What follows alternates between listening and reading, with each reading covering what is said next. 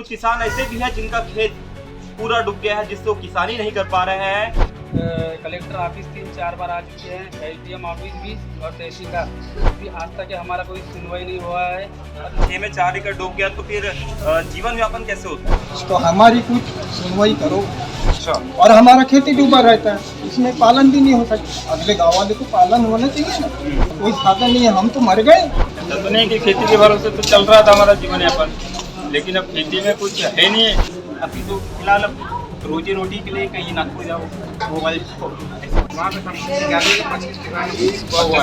मेरा 4 एकड़ खेती है मेरी पूरी। हाँ, 3 एकड़ खेती हुई है। बालाघाट जिले में किसानों को सरकार पहले से ही ठग रहा है। फिर चाहे वो फसल का उचित दाम देने की बात हो, मुआवजे की बात हो या फिर धान के बोनस देने की बात हो, सरकार वादा और घोषणा तो करती है पर पूरा करने में नाकामयाब है। किसानों को अब तक ना ही धान का उचित मूल्य मिल पाया है और न ही किसी प्रकार का बोनस। कहीं कहीं तो सरकारी योजनाओं का ऐसा क्रियान्वयन किया गया है कि किसान खेती ही नहीं कर पा रहे हैं।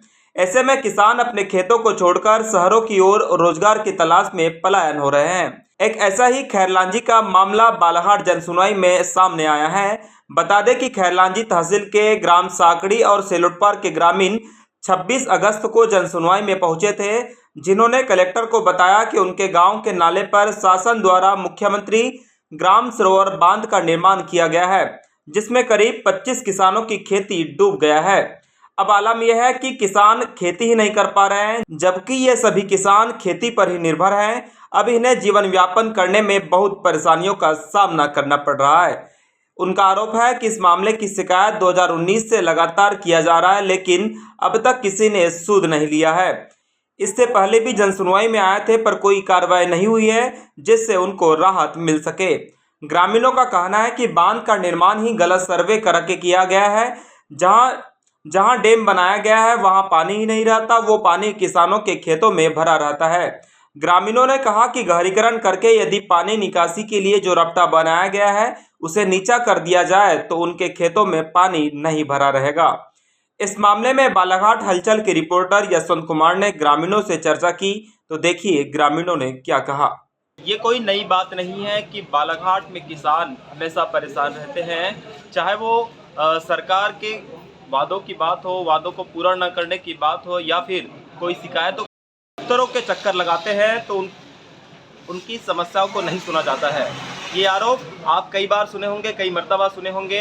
एक ऐसा ही मामला खैरलांजी का आया है, जहां पर मुख्यमंत्री ग्राम सरोवर बांध योजना के तहत बांध तो बनाया गया है, लेकिन जिसमें 20-25 किसानों के 25 एकड़ खेत डूब गया है, जिससे वहां के किसान अपनी किसानी नहीं कर पा रहे हैं, जिसको लेकर के वो कई बार सीएम हेल्पलाइन हो या फिर दफ्तरों के चक्कर काटे हैं शिकायत को लेकर, लेकिन अब तक उनकी समस्याओं का समाधान नहीं हो पाया है। जिसके बाद वे अब जन सुनवाई में मंगलवार को कलेक्टर कार्यालय पहुंचे हैं। यहाँ पर वो किसान मौजूद हैं, 2 गांव से, साकड़ी गांव और एक गांव से वो पहुंचे हैं किसान। हम उनसे बात करेंगे और जानेंगे कि कैसी क्या समस्या है, कितनी खेती उनकी वहाँ के बांध में डूब गया है। और अब क्या होता है कि जो किसान होता है उनके मुश्किल से 2 एकड़ 4 एकड़ खेत होता है। कुछ किसान ऐसे भी हैं जिनका खेत पूरा डूब गया है, जिससे वो किसानी नहीं कर पा रहे हैं। हम इनसे बात करते हैं। क्या नाम रखते हैं आप? मेरा नाम रंजीत कुमार बायसर। कहाँ से आप? ग्राम साकड़ी से। क्या समस्या लेकर पहुँचे? हम यही समस्या लेके पहुँचे। हमारी ज़मीन में पहले डैम बना हुआ है, एक नाले को बांध दिया गया है, उसमें हमारी ज़मीन नाले से लगकर ही है, वो हमारी ज़मीन डूबत रहता है। 8 साल दिन हो गया, आज तक के हम लोग कलेक्टर ऑफिस 3-4 बार आ चुके हैं, एसडीएम ऑफिस भी और तहसीलदार ऑफिस भी जा चुके हैं, फिर आज तक हमारा कोई सुनवाई नहीं हुआ है। और पिछले बार मुख्यमंत्री महोदय जी भी आए थे यहाँ बालाघाट में, मैं उनके पास में भी आवेदन पत्र छोड़ा था, फिर भी आज भी कुछ भी सुनवाई नहीं हुआ है। क्या बोलते हैं अधिकारी? अधिकारी लोग बोल रहे हैं कि हाँ होगा होगा, यही बोल रहे हैं बस, बाकी आज तक कुछ भी काम हुआ नहीं है। आपकी कितनी खेती डूबी हुई है? मेरी 4 एकड़ खेती डूबी रहती है। अच्छा, 4 एकड़ खेती, कुल खेती कितनी है आपकी? हमारी कुल खेती है 6 एकड़ खेती है। 6 में 4 एकड़ डूब गया तो फिर जीवन यापन कैसे होता है? जीवन यापन ऐसे ही हो रहा था जी, जो 2 एकड़ बचा हुआ है उसी में ही हम लोग अपना गुजारा भत्ता करते हैं। बाकी समय के लिए हम दिहाड़ी मजदूरी काम करते हैं और फिर आ जाते हैं। फिर भी हमारे परिवार में कम से कम 20 से 25 घर वाले हैं सब एक साथ में ही रहते हैं। हमारा जीवन यापन अच्छे से नहीं हो पा रहा है, इसलिए हम लोग नागपुर जाते हैं। ये बता रहे हैं 6 एकड़ की खेती है। आप सोचिए जरा, 4 एकड़ खेती बांध में डूब जाता है। वो खेती के भरोसे इनका जीवन यापन चलता है। बता रहे कि कोशिश कर रहे हैं कि 15 से 20 सदस्य इनके परिवार में है। 15 से 20 सदस्यों के पालन पोषण के लिए कितना खर्चा लगता होगा, आप जरा सोचिए। इन्होंने मुझे कांटेक्ट किया था, आपको बता दूं, ये 1 महीना पहले बताए थे कि मैं नागपुर में हूँ। मैंने बोला क्यों, तो उन्होंने कहा कि हम खेती तो है लेकिन खेती नहीं कर पाते, हमको मजबूरन अब रोजगार की तलाश में बड़े शहरों की ओर पलायन करना पड़ता है। और उसके बाद जब पहुंचे तो कॉल किया, जनसुनवाई में पहुंचे हैं अपने गांव वालों के साथ।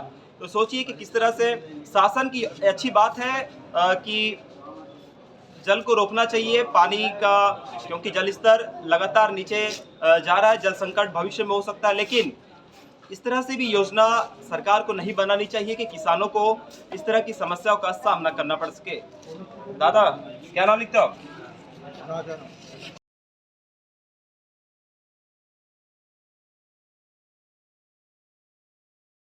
अच्छा, कितनी खेती डूबी है?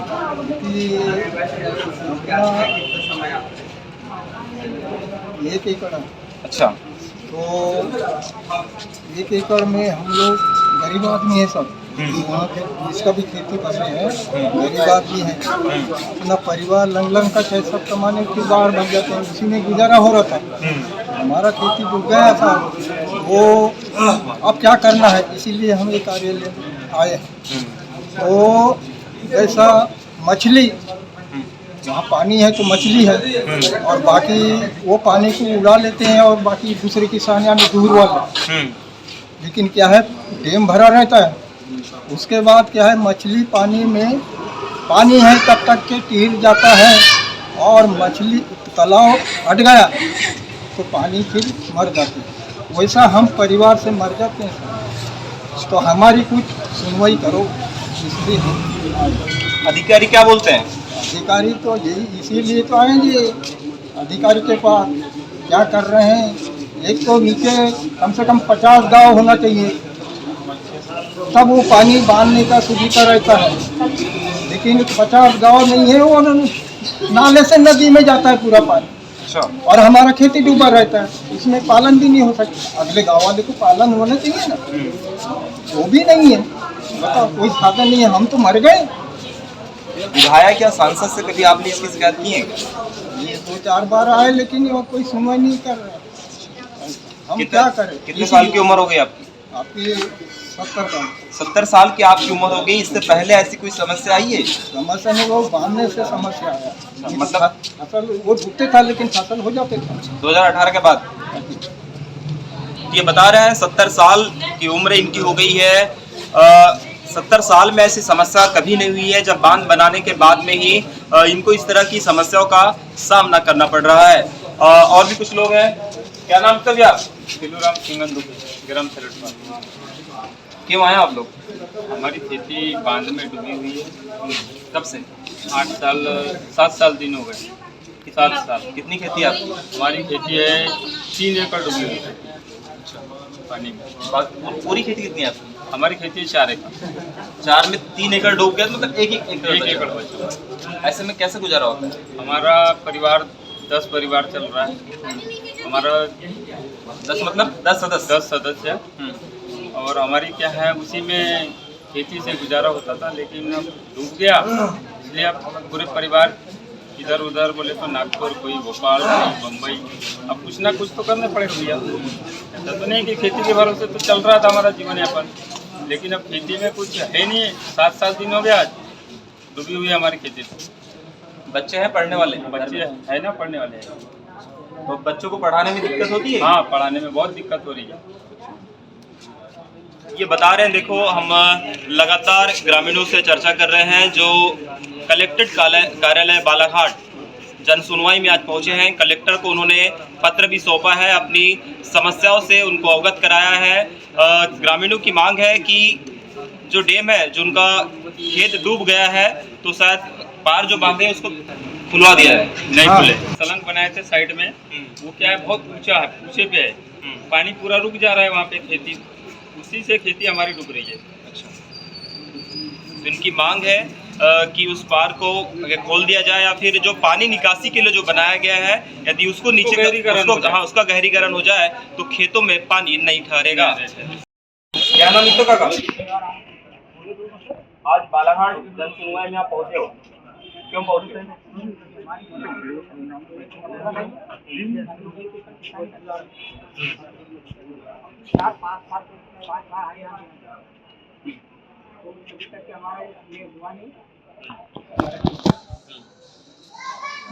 क्या बोलते हैं अधिकारी और जनप्रतिनिधि?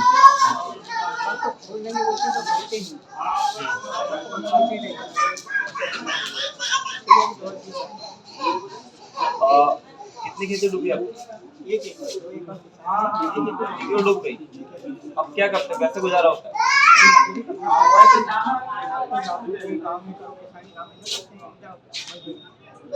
क्या नाम है? छवि राम पंचेश्वर ग्राम से लौटता। क्या समस्या है? हमारी समस्या यही है जो आप लोगों ने अभी सुना कि जो डैम का पानी है उसका जो निष्कासन वाला जो मामला है वही सबसे मुख्य है, ताकि पानी का निष्कासन हो जाए, ताकि हमारी जो खेती है वो खुल जाए ओपनली। आपकी कितनी खेती डूबी है? हमारी लगभग 50 के आसपास में। उसमें भी हम गुजारा मतलब थी, जमीन अच्छी है, इत्तेफाक से वो डूबी हुई है, 7-8 साल हो गए सर, तो हम कुछ ढंग से फसल उगा नहीं पा रहे। अब क्या करते हैं आप? अभी तो फिलहाल अब रोजी रोटी के लिए कहीं नागपुर जाओ, मोबाइल ऐसे कोई बात। इससे पहले खेती कर लेते? हाँ नहीं, वो हमारे दादा परदादा जो है पापा जी वगैरह। कितने साल से नहीं की खेती? तो हो गए 7-8 साल। 7-8 साल। तो किसान हैं, ये बता रहे हैं कि 7-8 साल से वो खेती नहीं कर पाए हैं। बांध बनने के बाद में उनका खेत पूरी तरह से डूब गया है। उनकी मांग है कि निकासी जो है, पानी जहां से जाना चाहिए था उसकी गहरीकरण का है, उसका स्तर अगर नीचे कर दे तो पानी निकल जाएगा और खेत में पानी नहीं भरा रहेगा। क्या नाम है कभी आप? अच्छा, सेलोटपाल से हैं। लगभग कितने किसानों का खेत डूब गया है? 25 किसान। हाँ, आप लोगों का? मेरा जो 4 एकड़ खेती है मेरी पूरी। हाँ। 3 एकड़ खेती डूबी हुई है और बाकी 1 एकड़ खेती जो है उससे ऊपर में थोड़ा सा टिप्स है, तो वहाँ मैं पैरा लगाता हूँ। तो वहाँ का मतलब 1 एकड़ खेती का मेरा काम होता है, बाकी 3 एकड़ खेती मेरी डूबी हुई है। हम लोग 12 लोग हमारे परिवार में, तो पूरे अब क्या करेंगे, मजदूरी के लिए कहीं नागपुर जाओ, कहीं कमाने जाओ, थोड़ी मजदूरी जो भी मिलता है अपने को कमाने का, पेट भरने का है, बाकी खेती हमारी कोई डूबी नहीं है। जब आप बाहर जाते हैं तो बच्चे पढ़ते भी तो होंगे? हाँ, पढ़ते हैं। उनको कहाँ रखते हो? घर पे रख देते हैं, घर पे रखते हैं। मेरे माता पिता है ना, वो लोग संभालते रहते हैं, हम लोग जाते रहते हैं नागपुर जाना, हैदराबाद जाना, तो कोई 2-3 महीना कमाओ और आने के बाद में थोड़ी किसानी करो अपनी, उसी से अपना चल रहा है जो भी अपना जीवन है अपना। ये तो बरसात में है कि बरसात में पानी भर जाता है, लेकिन गर्मी के दिनों में फसल लगाते हैं, रबी की फसल कुछ चलाओ, रबी कुछ भी नहीं होता, पानी भरा ही रहता पानी है। भरा रहता है। बोलो तो अभी मतलब पूरा भरा रहता है, पानी भी भरा हुआ है, और जनवरी फरवरी मार्च तक पूरा पानी भरा हुआ है। यानी कि सिर्फ ये समस्या बरसात की नहीं है, बाकी गर्मी के दिनों में भी इस तरह की समस्या रहती है। बांध में पानी ही भरा रहता है। क्या नाम कभी आप?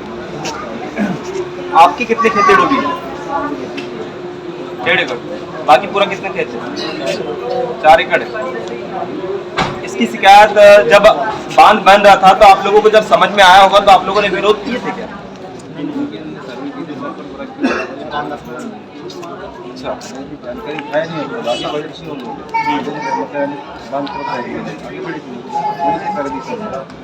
मतलब बांध में आया नहीं और सर्वे कर दी? आए थे सर, उधर आगे देखे थे, मतलब उधर देखे थे नक्शे काम और बांध चालू कर दी,